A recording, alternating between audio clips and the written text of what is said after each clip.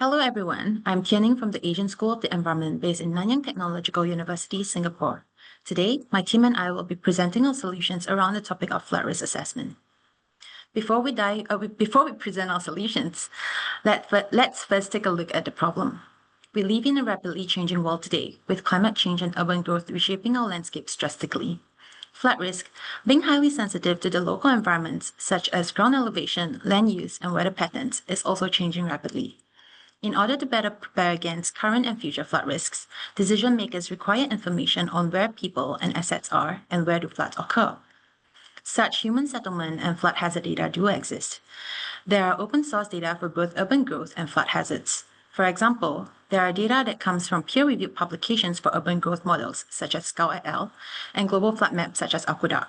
These sources, however, usually either have very close resolution or are scarce in data in terms of time periods. As such, there may be limited applications for policy planning.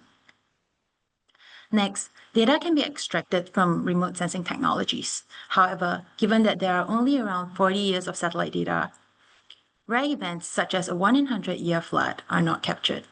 Furthermore, satellite sensors tend to miss detecting floods for various reasons, including cloud cover or the timing of overpasses.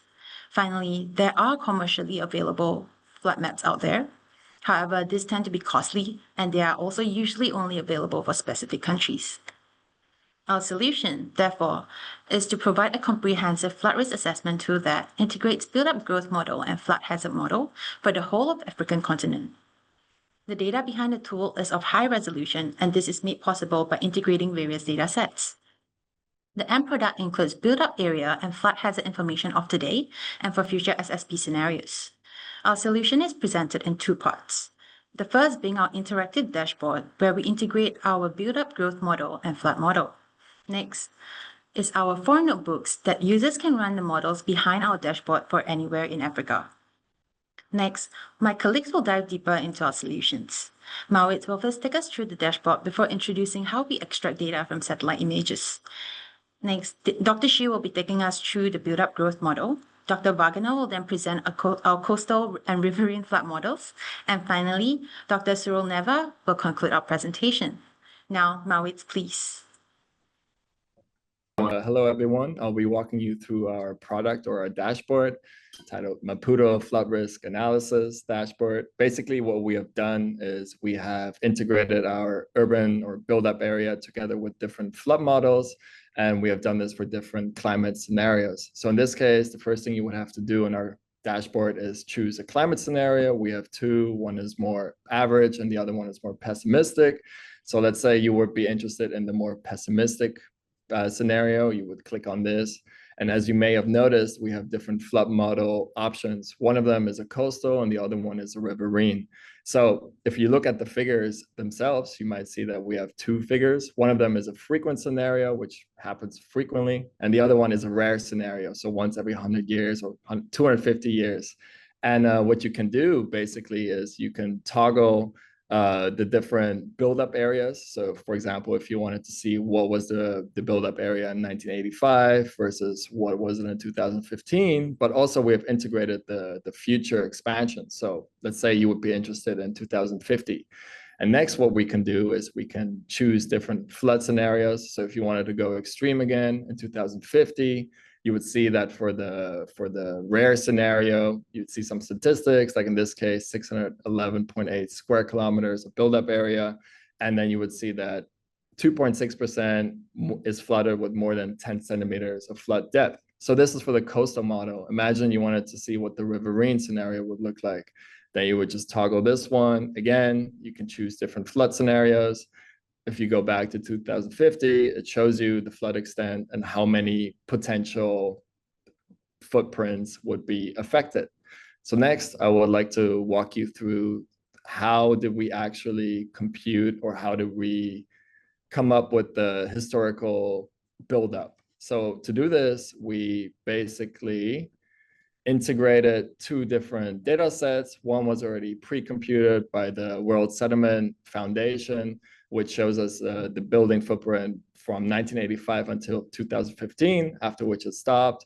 At this point, we use the platform or the scripts already available from Digital Earth Africa. And what we did is we did some basic change detection in order to detect what potential buildups would look like. We used the ENDSISI threshold combined with the NDVI, which shows you where the vegetation is.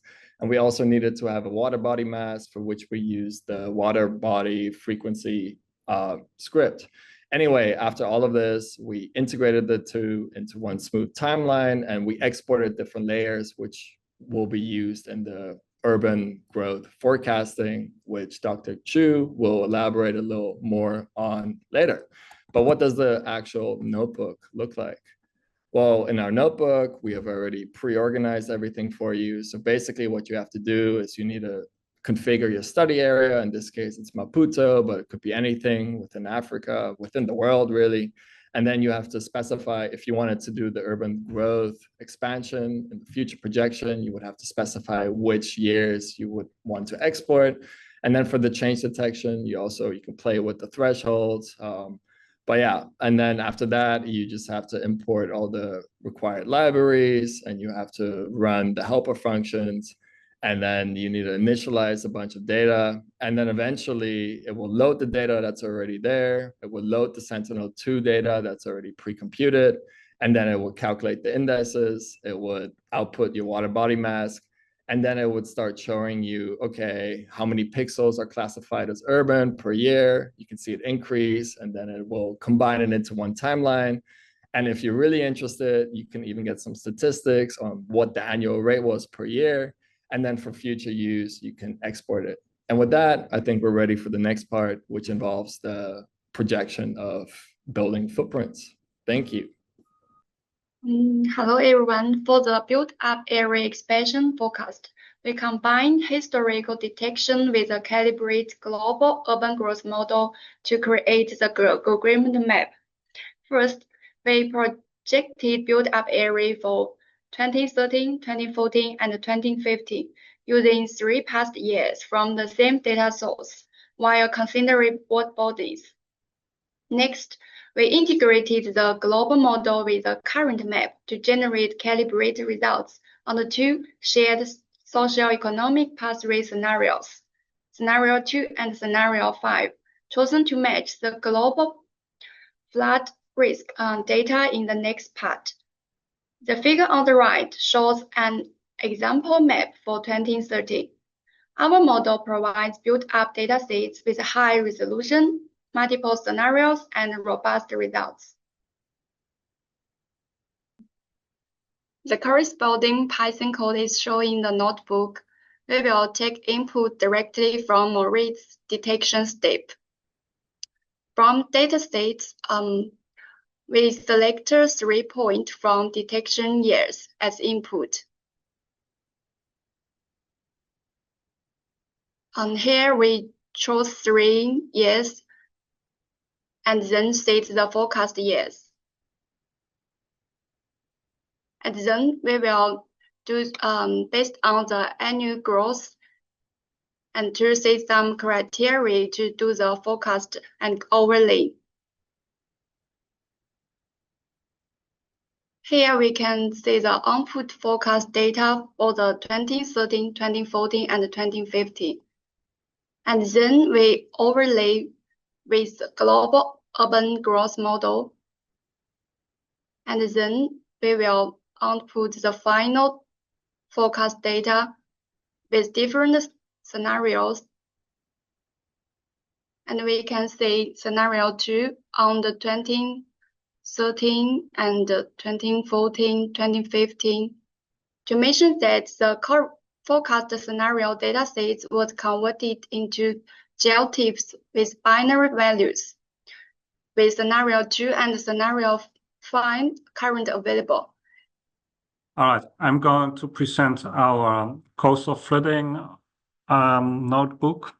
So we built a Digital Earth Africa sandbox notebook that can generate coastal flood maps anywhere in Africa on the fly on a 30-meter resolution. So you can really see very precisely where floods may happen.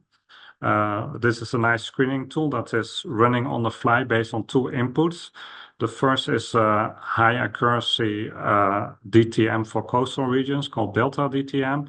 And the second is a water level map, the global tide and surge model, which also includes storm surges from tropical cyclones, which are really relevant for Eastern Africa. We host these data sets ourselves for this hackathon with an API-like service for Africa. So the coastal flood risk map notebook works very simply.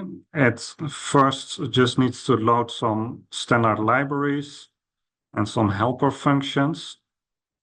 Then you can put in your coordinate and your buffer in the way that most of the notebooks work on the platform. And then you have some options. You can choose between rare and frequent floods, and you have some climate change settings.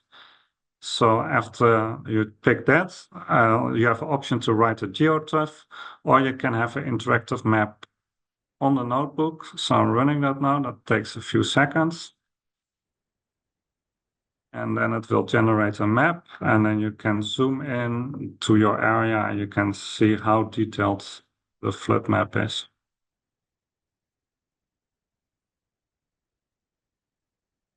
So we also have a notebook for riverine flooding. This is based on the Aqueduct open source flood maps, but Aqueduct is at a 1 kilometer resolution.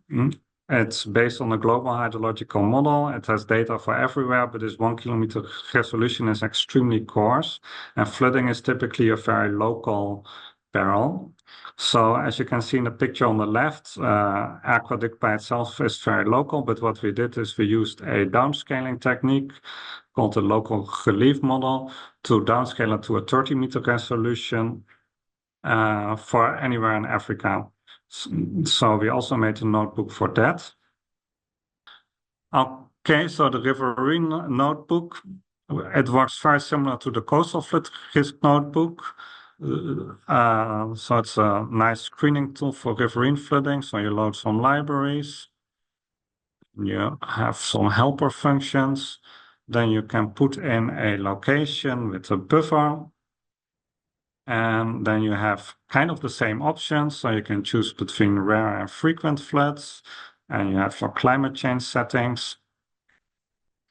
And then you can have the option for a geotiff again, and you can have an interactive map. So the interactive map takes a few moments, and then you have your map coming up, and then you can zoom around, find your street and your area, and you can check what's the flooding is in this scenario that you picked, and you have a first order estimate of the floods risk at that location. All right, so let's summarize what we have done. We analyzed satellite historical data to assess flooding and urban growth in the past. It was followed by developing a hybrid built-up growth modeling framework to generate an expansion map with high spatial resolution for long-term projection and for multiple climate scenarios by integrating historical built-up area detection with the global urban growth model dataset. We combined sea level and elevation maps to estimate coastal flooding. Then, to map riverine flooding, we downscaled open flood map to a 30-meter resolution map using the built-in elevation map. We host both coastal and riverine flooding models as APIs to support interaction with our models in real time. To facilitate the implementation of our models, we have created 4 new notebooks that are stored at DE Africa. Our models are generalizable, expandable, and can be modified with additional layers according to user needs, for example, to assess the impact of flooding on food security or on water cleanness. Moreover, higher map resolution compared to publicly available maps helps decision makers such as urban planners to develop targeted solutions for the population. And finally, we developed a user-friendly open access screening tool, FloodRep, to model and measure the impact of flooding on built-up area at any location under multiple climate scenarios until 2050 and with high resolution. So the FloodRep has been developed by a dedicated team of researchers with complementary expertise from Earth Observatory of Singapore and National School of Environment and Nanyang Technological University, Singapore. So you can find more details about the researchers in the slide. And of course, if you want to play with our tool, please scan the QR code here or click the link available in the PowerPoint presentation. Thank you very much for your attention.